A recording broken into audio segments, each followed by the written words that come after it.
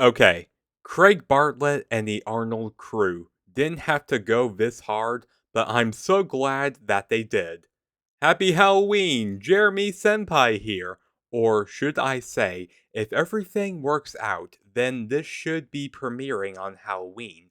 But anyway, to close out the month of Macabre, my favorite time of year, we've got to talk about the Hey Arnold Halloween special. So just relax, take off your costumes, enjoy the spoils of your trick or treating, and let's get into it.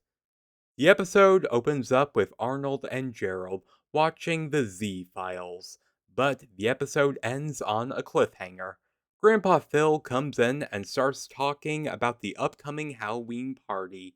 Arnold asks his grandpa if he and Gerald can help out with the party this year, but Grandpa tells him that they're just kids and completely dismisses him. Arnold, on the other hand, takes it as a challenge and him and Gerald start coming up with a plan to scare the people at the party. Meanwhile, Big Bob is playing cards and watching UFO Tonight with Mr. Green and Harvey, and telling them about his own alien abduction story, which they dismiss, as Helga has heard it many times before. However, it does give her the idea of having her along with the rest of the class dress up as aliens. Helga tells her plans to the rest of the group. Arnold and Gerald share that they aren't interested, but instead tell the other kids about the Halloween party, working this into their own plans without telling them the full picture. It's Halloween night. Helga is in full costume. She tries to show Big Bob, but he's completely uninterested. He finally looks at her costume, but doesn't really. He only looks at Helga's costume because she wouldn't leave him alone until he did. And I just want to point out that if Bob actually looked at the costume, then maybe his actions would have been different later in this episode. But no, he just didn't pay any attention. Anyway, the Halloween party is in full swing, with the boarders and other guests all enjoying themselves. While on the roof, Arnold and Gerald are getting everything set up for their prank. They intercept the boarding house's radio, convincing everyone that aliens had really landed.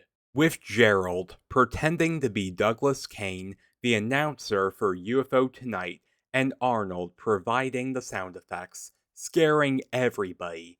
Just at the right moment, Helga and the others arrive, scaring everyone present, believing that they are the real thing. However, completely unaware to everyone, an operative from UFO Tonight records the entire thing, believing that real aliens are here. All the while, Stinky is prepared with the light set up on the water tower in order to make it appear as a UFO. And then, once Arnold gives him the signal, he turns on the lights, showing a full view of the entire city that a real UFO has landed. However, this also causes a city-wide power out, only adding more to the chaos in the process.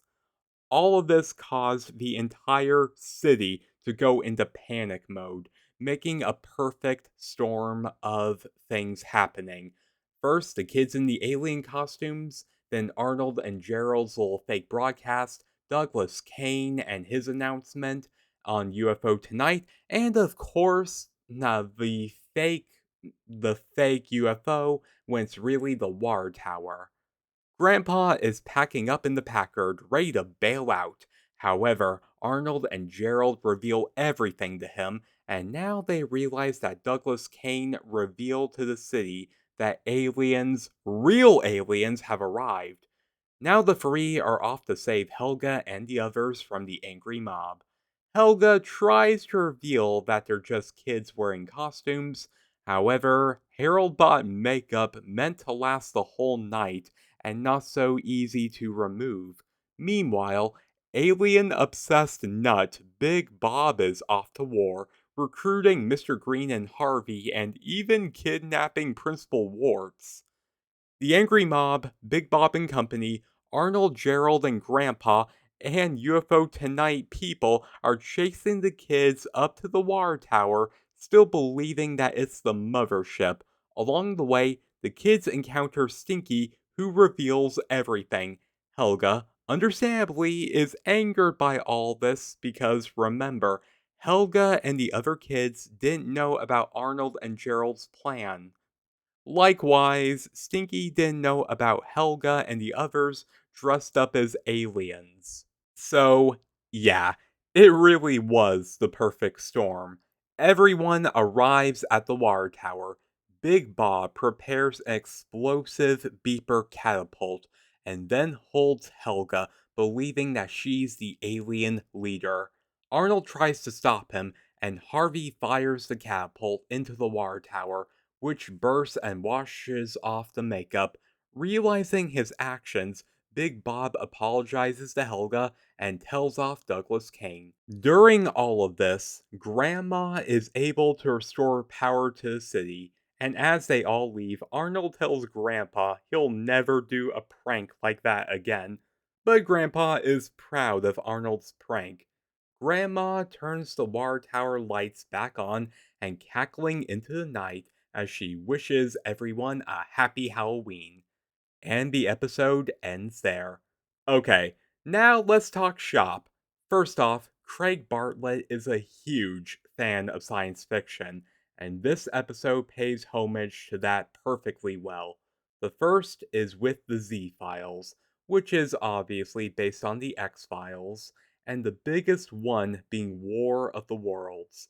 Okay, for those of you who are unaware, War of the Worlds is a sci fi novel written by Orson Welles, and during a radio broadcast on October 30th, 1938, Welles presented a radio adaptation of his novel.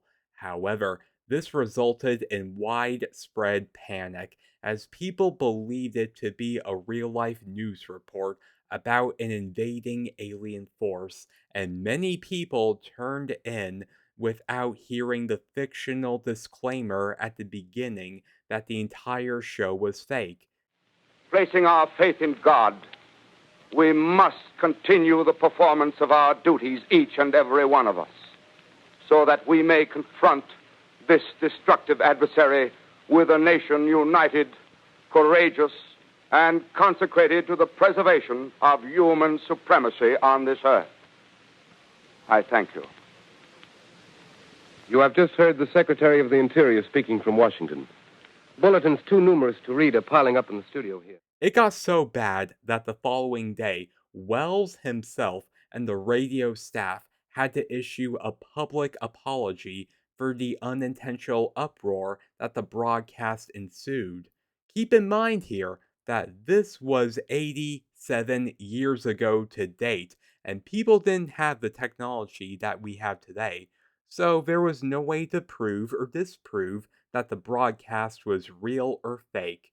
In fact, to this day, there are still people who lived through this and are still claiming that it all happened for real, and that many of the crimes that occurred during that night were the result of the invasion. For example, there were multiple reports of missing persons.